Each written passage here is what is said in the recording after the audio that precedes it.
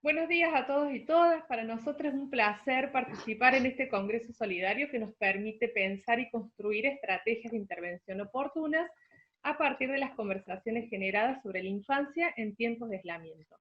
Mi nombre es Jimena Echegui, represento a Centro Diversia, el cual es un centro que trabaja para y con niños y niñas con diversidad funcional en los diferentes aspectos que hacen a sus distintas áreas del desarrollo, y donde por supuesto también se establecen ciertas estrategias de intervención para la inclusión en diferentes contextos, como es por ejemplo la escuela.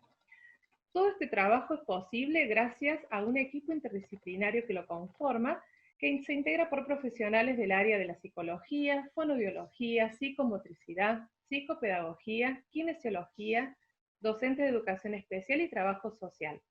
En esta oportunidad y representando a todo este gran equipo que es Diversia, me acompañan las licenciadas Yael Díaz, Yamile Ramos, María Gracia Colauti, Marina Soto, Macarena Canizario y Florencia Oliva.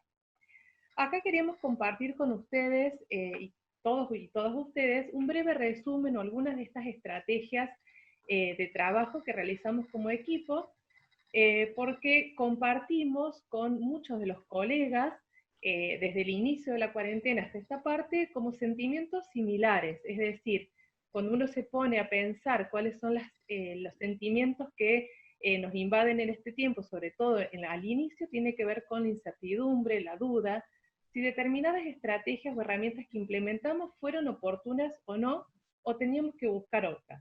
Por eso nos parecía muy interesante poder compartir con ustedes para seguir creando herramientas de trabajo compartidas. Nuestro trabajo se basa o se sustenta en un marco de derechos que va desde la Convención de las Personas con Discapacidad, que nos obliga a proteger los derechos de las personas con diversidad funcional, como también a través de la Ley de Educación Nacional de Argentina 26.206, que garantiza la escolaridad para los niños y niñas, aún en tiempos excepcionales como es la cuarentena. Centrándonos específicamente en lo que tiene que ver con las estrategias que utilizamos en cuarentena, lo cierto es que todo lo que se piensa, todo lo que se planifica, se pone en discusión cuando llega al hogar, cuando ingresa a la realidad familiar de ese niño y niña. Porque lo que no cabe en dudas es que la cuarentena nos obligó a algo que los educadores y los rehabilitadores tendríamos que haber hecho o debiéramos hacer siempre, que tiene que ver con hacer las propuestas lo más cercano a la realidad posible de cada una de las niñas y niños. Lo más cercano a sus contextos, porque ahí es donde vemos no solo los recursos con los que cuentan para acceder al conocimiento, sino lo más importante, que tiene que ver con sus intereses y motivaciones propias. Ahora más que nunca se observa que lo que a uno le sirve, al otro puede no servirle, que hay diferentes formas de aprender, diversas formas de acceder al conocimiento y diversas formas de expresarnos. Entonces, en un contexto habitual de trabajo, nosotros recibimos a los niños en las escuelas, recibimos a los niños en un espacio de consultorios, todos creados con mucho amor, pero son espacios construidos, donde los niños ingresan y siempre dejan algo para después, algo que vuelven a retomar cuando ingresan a sus hogares, a sus familias. Entonces, por eso decimos que esta cuarentena nos enseñe a poder sostener estas estrategias pensadas desde las próximas realidades de cada uno de los niños.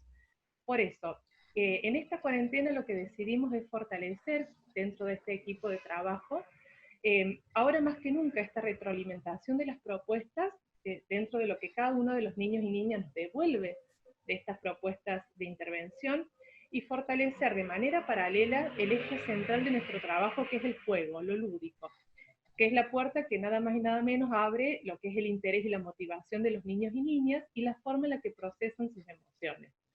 Tal como dice la Convención de los Derechos de los Niños en el artículo 31, jugar es un derecho, jugar es un deber y jugar es vida para los niños. Por eso en esta oportunidad mis compañeras van a presentar estrategias que consideramos, como dijimos, exitosas, que si bien el tiempo es breve, dejamos los canales abiertos de comunicación para poder generar los intercambios que sean necesarios. Vamos a hablar en primera instancia de repensar las estrategias en épocas de pandemia, en una segunda instancia en las estrategias de intervención mediante la estimulación de los dispositivos básicos del aprendizaje, también durante la cuarentena, y por último lo que tiene que ver con la red de comunicación en tiempos de aislamiento social. Así que ahora le voy a dar la palabra a las primeras de mis compañeras para que desarrollen una de las estrategias que hemos pensado para esta oportunidad. Bueno, buenos días. Retomando un poco lo que dice Jime, en estas épocas de pandemia tuvimos que repensar nuestras intervenciones o nuestras estrategias. Flor, si querés ir compartiendo así mientras voy hablando, se ven las imágenes. Nuestra primera intervención que hicimos fue enviarle a las familias diferentes actividades desde las diferentes áreas. Como ven ahí, el área de psicopedagogía tenía objetivos y le enviamos vía mail estas actividades. A algunas familias fue positivo, pero para otras familias no, por diversas problemáticas que se veían, tanto en la organización, desbordes emocionales que veíamos también en las familias. Es por esto que se volvió a repensar otras estrategias para estas familias que no les sirvió esta. Es por eso que planificamos las videollamadas. En estas videollamadas lo que hicimos fue estructurarlas en el horario que veníamos haciendo las sesiones personales, ¿no? Lo que hicimos fue proponer objetivos de diferentes áreas, viendo la integralidad de cada sujeto o de cada niño, niña y adolescente, y lo que nos dio estas videollamadas fue ingresar en el hogar de los niños y niñas y adolescentes, poder observar su contexto, la organización, dónde iban haciendo las tareas, ¿no? Y ponerle caras a estos animales que ellos tenían, perros, gatos, peces. Eso fue muy positivo para nosotros. De hecho, en varias situaciones o en varias videollamadas hicimos actuar también a los perros, a participar, a los animales. Como se veía mucho desborde emocional, trabajamos mucho lo que es el reconocimiento de las emociones en los niños. Esto nos permite también poder aprender, porque si nuestro objetivo es trabajar, por ejemplo, desde el área de psicopedagogía, trabajar lo que es la escritura, si un nene está desbordado emocionalmente, no vamos a poder acceder a ese conocimiento o a ese aprendizaje. Por último, otra de las intervenciones que planificamos en conjunto desde todas las áreas fue mandarle las actividades vía mail y luego enviarle a través de un video explicativo la actividad, donde le pedimos a los papás que ellos nos vuelvan a reenviar, ¿no?, un video con niña, niño o adolescente, en donde nos explicaran cómo pudieron llevar a cabo estas actividades que se habían planificado. Bueno, considerando también las videollamadas, como venía explicando Marina, como estrategias de intervención, también fue fundamental la organización previa de los materiales y del espacio que utilizaríamos en estas videollamadas. Fue importante muchas veces encuadrar estos momentos, el espacio, sobre todo haciendo hincapié en dónde se iba a desarrollar los mismos, que sea dentro de un espacio cómodo, tranquilo, donde no hubiera distracciones como música o televisión. Un lugar en medida de lo posible que sea siempre el mismo. Además del espacio, la organización de los materiales es otro de los aspectos que tuvimos que tener en cuenta y a considerar. ¿Y a qué nos hacemos referencia con esto? A que el niño tenga listos los materiales que las profesionales les solicitamos previamente mediante mensajes a los padres. Hubo propuestas con diferentes elementos, como por ejemplo cartón, hilos o cinta adhesiva, que los debían buscar con anticipación, y en otras oportunidades hacíamos directamente que los busquen dentro de la misma videollamada, fomentando el reconocimiento de estos materiales y la autonomía del niño. Esta anticipación nos permitió observar que el niño se encontraba mayormente predispuesto y atento y preparado para llevar a cabo el momento de sesión mediante la videollamada. ¿Cómo hicimos nosotras para no superponernos todos los días o, bueno, para organizarnos de mejor forma? La estrategia que tuvimos que hacer fue entre la institución y las profesionales, donde tuvimos que acordar y diseñar las videollamadas de cada paciente, contemplando primero los horarios disponibles de la familia para llevarlas a cabo, después que sean en diferentes días y horarios fijos, sin sin superposiciones entre áreas de integración y rehabilitación, y acordar el horario también entre nosotras como profesionales y el día para notificar mediante un cuadro a estas familias. Y cuando por diferentes motivos o ocasiones las videollamadas no lograban ser atendidas o eran suspendidas, lo que decidimos hacer fue un video con la actividad o un archivo para que igualmente pudieran realizarla, como lo estamos viendo en la última imagen. Bueno, eso fue nuestro tema que quisimos dar entre área de psicopedagogía y psicomotricidad, y ahora vamos a pasar al siguiente tema. Hola, buen día a todos. Nosotras con el área de psicomotricidad, que somos Flor y yo, trabajamos en conjunto con el área de kinesiología, con Yamile. Y decidimos abordar un tema que son las estrategias de intervención mediante la estimulación de los dispositivos básicos de aprendizaje durante la cuarentena. Antes de comenzar a hablar de las estrategias que utilizamos, vamos a dar una breve introducción de qué son los dispositivos y cuáles son. Los dispositivos básicos de aprendizaje son condiciones del organismo necesarias para llevar a cabo un aprendizaje cualquiera, incluido un aprendizaje escolar. Para que estos aprendizajes se lleven a cabo es necesario de un contexto socioeconómico-cultural, del acompañamiento de adultos y de espacios de construcción entre pares, donde se habilite la palabra, la escucha y la pregunta.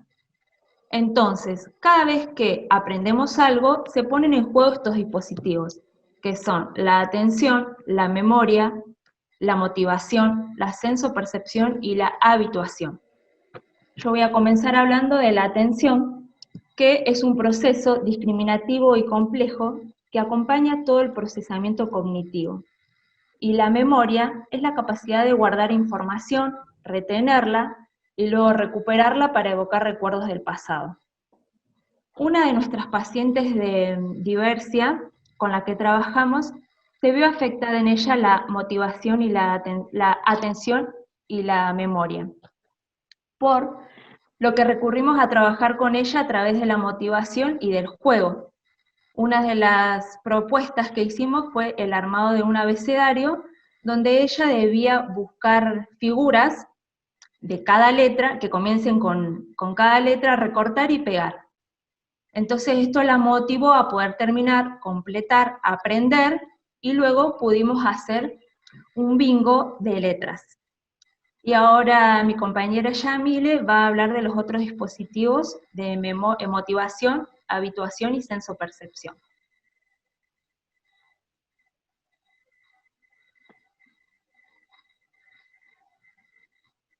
No te escuchamos, Yamile. Tenés que prender el micrófono. Hola chicas, buen día. Gracias. Bueno, como ya él venía desarrollando los dispositivos básicos de aprendizaje, como bien sabemos, estos dispositivos son necesarios para llevar a cabo cualquier tipo de aprendizaje.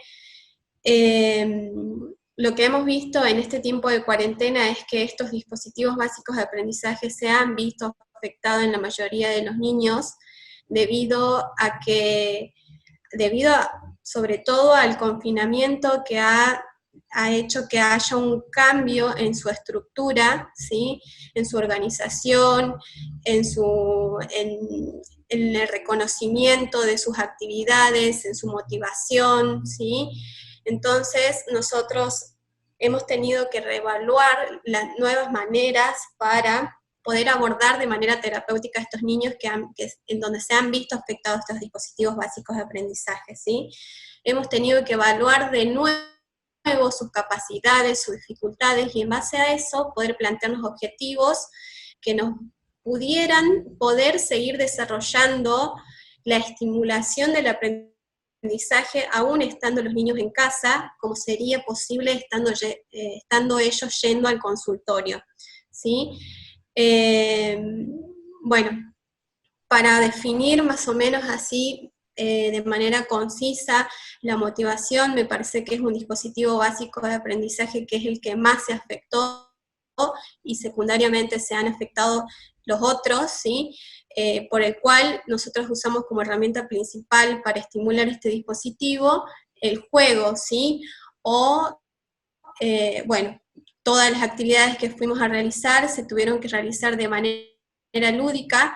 Como estamos viendo en esta imagen, Luciano es un niño de 10 años que tiene afectada la atención y la motivación, por la cual quisimos desarrollar la estimulación del aprendizaje de las letras a través de un bingo de letras, ¿sí? Me parece importante recalcar la importancia que tuvo en informar a los familiares acerca de qué son los dispositivos básicos de aprendizaje y cuán importantes son estimularlos no solo en el consultorio, sino en el hogar, ¿sí? Con esto hablamos con el resto del equipo interdisciplinario en la importancia de esto, porque si bien la terapia es 1 hora de desarrollo en consultorio externo, el aprendizaje se desarrolla las 24 horas del día. Entonces, organizar a los padres, nosotros entrar en su hogar nos permitió organizarlos y a su vez organizar ellos a sus niños para que sigan estimulando el desarrollo del aprendizaje necesario para cada niño. Bueno, ahora le voy a dar la palabra a Flor, de psicomotricidad, que nos va a hablar más precisamente de la importancia del juego, que ha sido el recurso principal en nuestro abordaje terapéutico. Bueno, nosotras queríamos recalcar desde nuestro tema que justamente la herramienta concreta que vamos a utilizar para estimular el desarrollo de los dispositivos básicos del aprendizaje es, como anticipadamente dijo Yami, lo que es el juego, lo que consideramos que es un recurso principal de nuestro abordaje, y nos permite observar un intercambio vincular constante, un despliegue de la expresividad psicomotriz y la estimulación directa de estos dispositivos. Las videollamadas jugando entre todos los integrantes permitieron la motivación de los pacientes, la atención selectiva y sostenida, y la utilización de la memoria en relación a la experiencia y los aprendizajes previos de estos niños. Por eso también lo fundamental fue el trabajo en equipo y la comunicación entre las profesionales entre el área de integración y rehabilitación.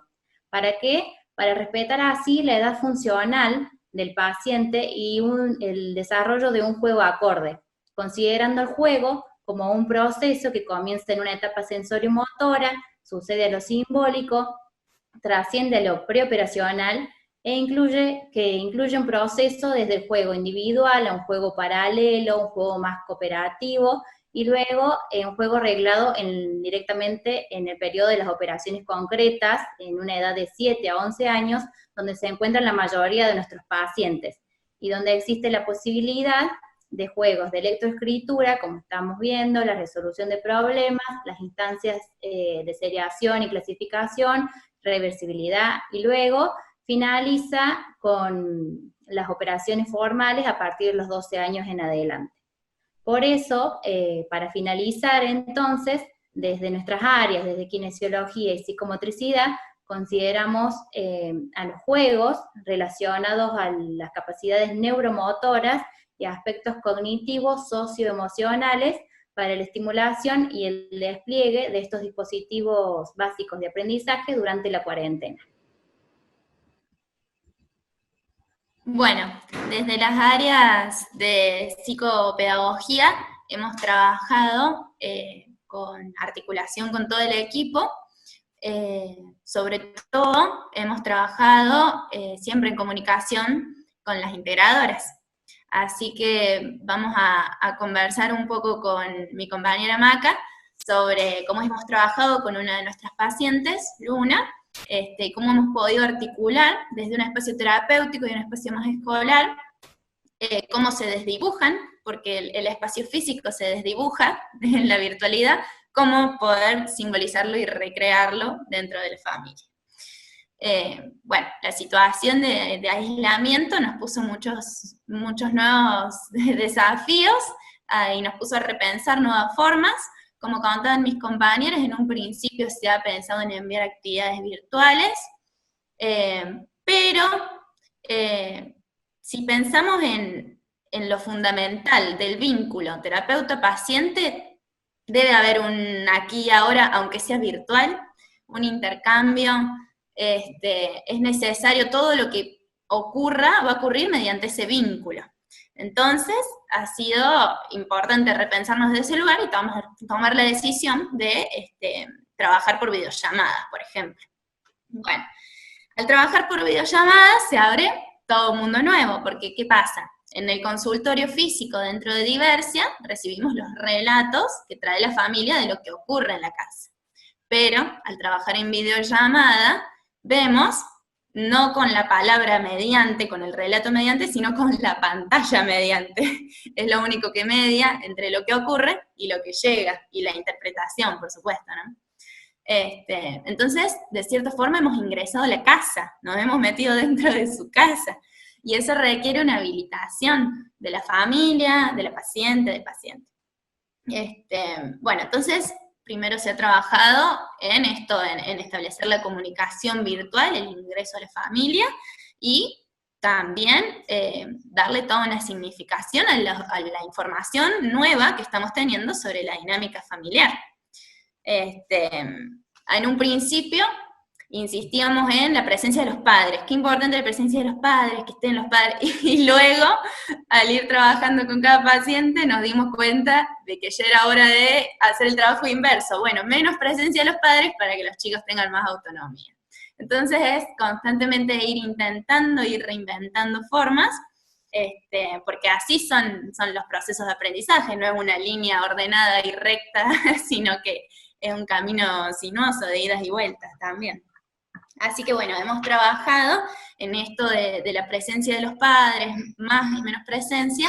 En el caso que abordamos con Maca, hemos trabajado mucho el vínculo madre-hija y todo lo que le significa a Luna la relación con su mamá. Hemos trabajado en los modos de este vínculo, cuestiones que ya habíamos visto en terapia, en consultorio físico, digamos, pero al verlas en crudo por ahí frente a la cámara, hemos podido tener nueva información que nos permite pensar nuevas estrategias. Nuevas estrategias en cuanto a lo vincular, en cuanto a lo comunicativo, que como decía Marina, es fundamental para trabajar los procesos de aprendizaje, ¿no? Entonces, bueno, hemos trabajado también en cuanto a la organización familiar. Y cuando decimos organización, hablamos de un espacio-tiempo. Entonces también en esto de que han ofrecido las compañeras, por ejemplo, esta paciente, han ofrecido este armado del abecedario, ha sido muy significativo para esta paciente porque marcó y delimitó una nueva pared, digamos, una nueva pared, un nuevo espacio, que sería su home office, le decimos nosotras a veces en broma, que sería su espacio de trabajo. Y en esto me parece muy importante pensar también la educación en tiempos de virtualidad, porque la escuela, lo que ofrece en sí la escuela y los espacios terapéuticos, todos los espacios externos a la familia, lo que le ofrecen a los niños es una posibilidad de salir de la autosatisfacción de todo el yo mismo al encuentro con el otro, y entrar en un periodo donde muchas cuestiones se ponen en latencia, para poder salir al encuentro con el otro. Ahora, ¿qué pasa con esto desde la virtualidad? Entonces ahí nos empezamos a preguntar cómo sostener este espacio del encuentro con el otro, aunque sea mediante la pantalla, y con qué recursos. Y ahí les voy a compartir un poco en la pantalla algunos de los recursos que hemos usado. Puntualmente con esta paciente nos hemos dado cuenta que el recurso ludicreativo ha impulsado a cuestiones en la escritura, como ahí vemos, escribir jugando, y detrás se ve el abecedario, siempre sostenida de ese borde que tanto hablamos las terapeutas cuando decimos de construir borde. Bueno, ahí está, incluso físico. Ella se sostiene siempre al escribir de este abecedario, que encima también cuestiones ahí de lo propio, de la identidad, el abecedario de Luna se llama, ¿no? Bueno, también cuestiones en cuanto a lo creativo, poder hablar de sus emociones, y uno de los objetivos también ha sido que Luna empiece a poder elegir, a poder tener más autonomía en sus decisiones. Entonces, desde ahí, recursos que nos han servido han sido, bueno, ahí vemos juegos, experimentación, pero también fundamental herramientas artísticas como la música motiva a empezar a crear a partir de un sonido, a partir de un color, a partir de una técnica de pintura, empezar a poder decidir qué crear y cómo hacerlo. Bueno, voy a intentar ahí está, ahí dejé de compartir. En cuanto a todo lo que tiene que ver con los objetos de aprendizaje, todo esto ha sido un puente. Es un puente el arte, es un puente el juego. Nos lleva a poder trabajar los objetos de aprendizaje. Siempre en relación a esta organización familiar de la que hablamos y también en relación al espacio escolar, del cual ahora les va a hablar más Maca. Así que te doy la palabra, Maca. Gracias.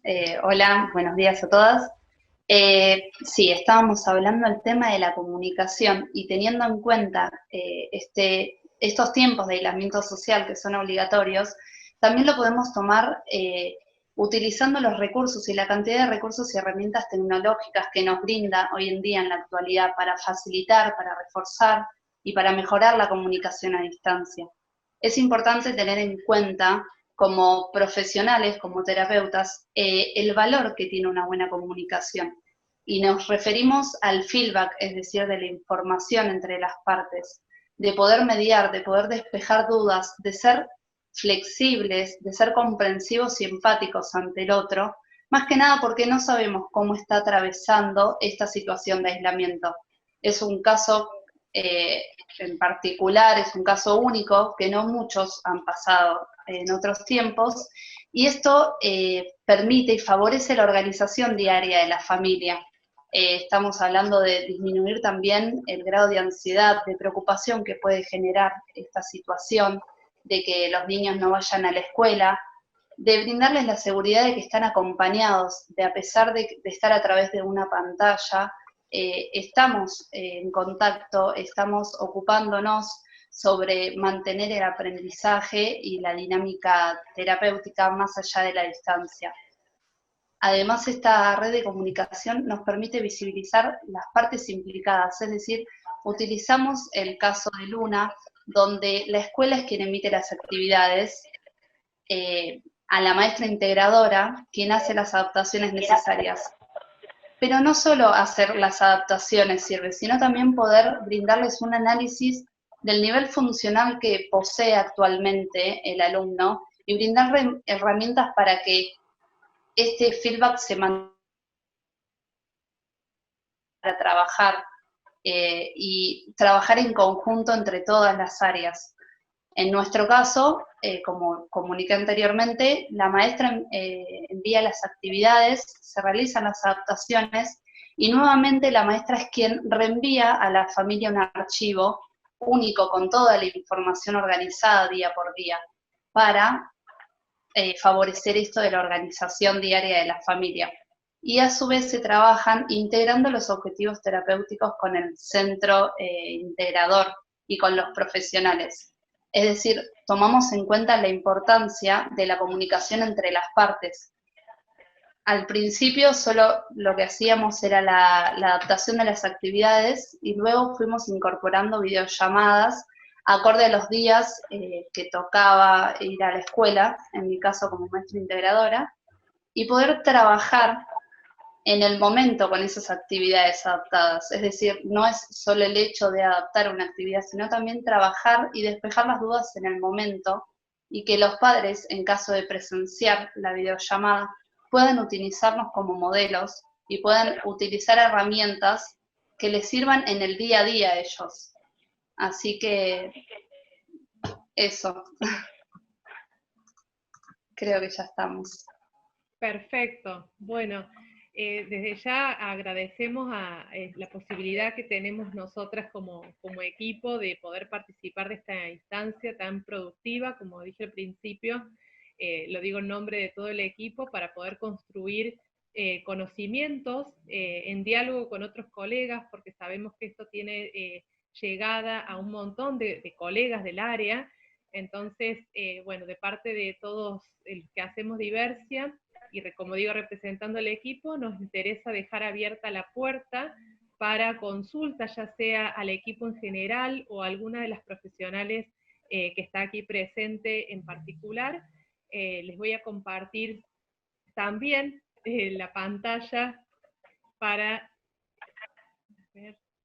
Bueno, no voy a compartir la pantalla, les voy a dejar para después, así no les insumo más tiempo, los datos para que se puedan contactar con el centro, y con el centro, como dije antes, con cada una de las chicas, de las profesionales que hoy expuso su hermoso trabajo en esta instancia. Así que de parte de todos, gracias por esta instancia, y gracias a ustedes, chicas, también por abrir sus hermosos conocimientos. Gracias a vos. Muchas gracias. Hasta luego, nos vemos. Chao. Nos vemos. Chao, Hasta chao. luego.